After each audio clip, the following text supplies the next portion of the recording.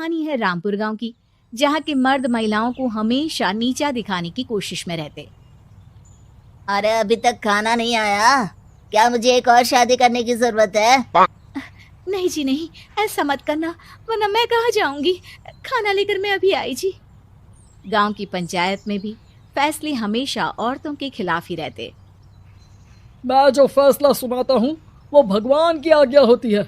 इस लड़के ने अपने मन से शादी करके अच्छा नहीं किया। लड़के को घर भेज दो और इसकी शादी इसकी जाति की किसी लड़के से करवा दो, लेकिन ये लड़के, इसे तो गांव के बाहर निकाल दो। नहीं नहीं जमींदार साहब, ये क्या बोल रहे हैं? ऐसा नहीं हो सकता। मेरी बेटी मासूम है, इसे अच्छे बुरे की समझ नहीं है। अरे कहाँ जाएगी ये बेचारी? कहाँ जाएगी? इतनी चिंता है तो पूरे परिवार का गांव निकाला कर देते हैं। बेचारे पूरे बसे बसाए परिवार को गांव छोड़ना पड़ता है। चाहे जो हो, अगर बेटियों को कंट्रोल नहीं कर सकते तो गांव में रहने का कोई मतलब नहीं है। यहाँ औरतों को दब कर रहना होगा। कोई भी अपने हिसाब से कुछ नहीं कर सकता, सब ईश्वर की मर्जी से ही होगा। तभी गांव का एक आदमी दौड़ा दौड़ा आता है। सरपंच साहब, जमींदार साहब, वो कालिया है ना, उसकी बेटी पढ़ने के लिए शहर जा रही है। अच्छा, ये कब हो गया?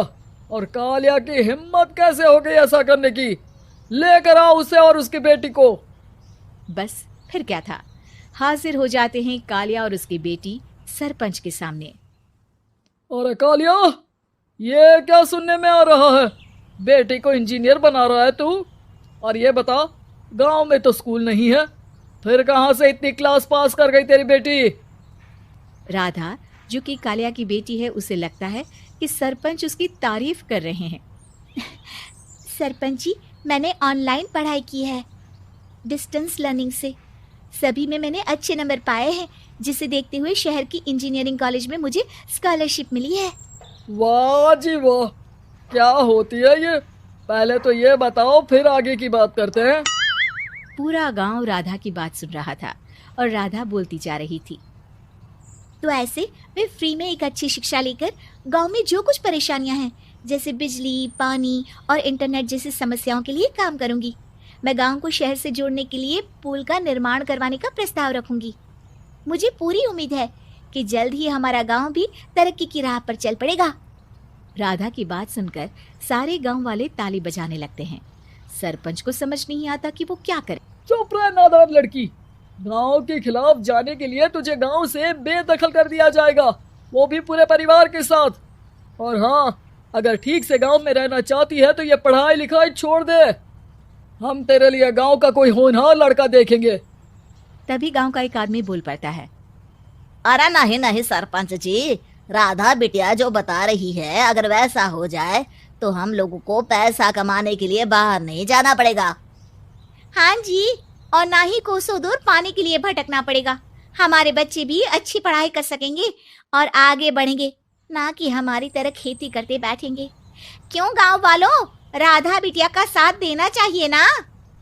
सरपंच देखता है कि गांव राधा के साथ है तो वो चुप हो जाता है। वो घर आकर अपने सलाहकार से बात करता है, जो बहुत ही चालाक किस्म का इंसान होता है। अरे सरपंच साहब, आपको बहुत ही होशियारी से काम लेना पड़ेगा। एक बार गांव तरक्की कर गया, यहाँ के बालक पढ़ लिए तो कोई ना पूछेगा आपको।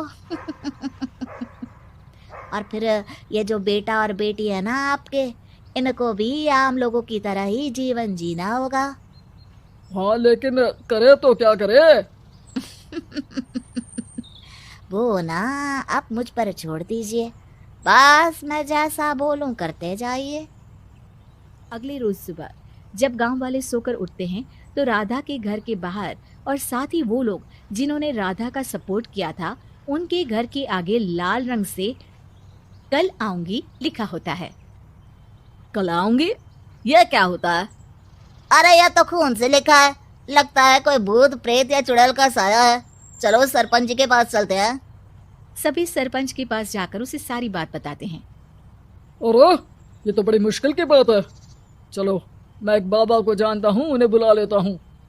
सरपंच बाबा को लेकर गांव के घर के बाहर जाता है।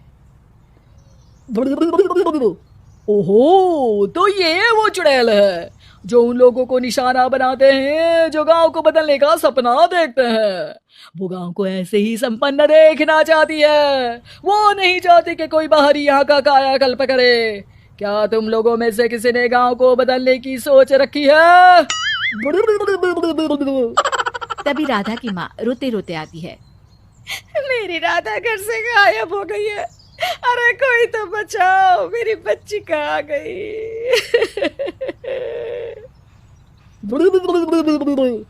ले गई वो चुड़ैल, तेरी बच्ची को ले गई। अब वो उसे श्रापित करके छोड़ेगी। उस पर चुड़ैल का साया हो जाएगा। तभी बुरी सी हालत में राधा भी वहां आ जाती है। उसके बाल चुड़ैल की तरफ फैले होते हैं और कपड़ों में खून लगा होता है। सभी राधा को देखकर डर जाते हैं।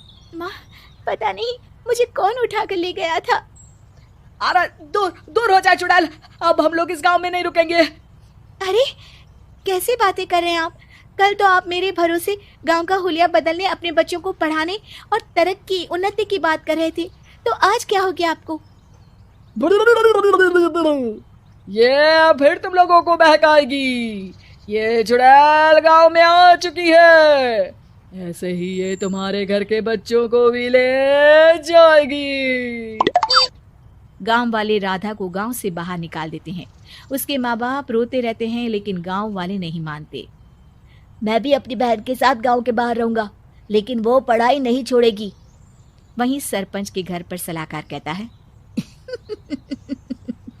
देखा, सांप भी मर गया और लाठी भी नहीं टूटी। लेकिन अगले ही दिन सरपंच के घर के बाहर भी वही शब्द लिखे होते हैं। और फिर सरपंच की बीवी कहती है, हमारी बेटी को किसी ने अगवा कर लिया है। तभी राधा का भाई वहां आ जाता है। अरे गांव वालों, मैंने सरपंच जी की बेटी को देखा था। वो चुड़ैल उसे उठाकर ले जा रही थी। अरे क्या मजाक कर रहे हो? नहीं नहीं सरपंच जी, आप नहीं जानते। वो चुड़ैल अब आपकी बेटी में आ जाएगी, जैसे राधा के अंदर आ गई थी। तभी सरपंच की बेटी वैसी ही हालत में वहां आती है जैसे राधा आई थी। पापा, पता नहीं कैसे मैं गायब हो गई थी। चुड़ैल, इसके अंदर भी चुड़ैल का साया है, मारो इसे। अरे नहीं नहीं, इसे भी राधा के पास गांव के बाहर ही भेज दो। अरे चुप रहो, मेरी बेटी कहीं नहीं जाएगी और चुड़ैल वुड़ैल कुछ नहीं होता है। अरे कैसे बात कर रहे हो सरपंच जी? आप तो बोल रहे थे कि आपका फैसला भगवान का ज्ञान होता है, तो अपने पर बात आई तो अब आप ऐसे बोल रहे हैं। अरे ना ना ना, आपको अपनी बेटी को त्यागना ही होगा। अरे बुलाओ बाबा को। राधा का भाई बाबा को ले आता है, जिससे अब गांव वालों के डर के कारण सच बोलना पड़ता है। मैं कोई बाबा नहीं हूँ, मैं तो मोची था। ये सलाहकार महोदय ने मुझे कहा था एक्टिंग करने को।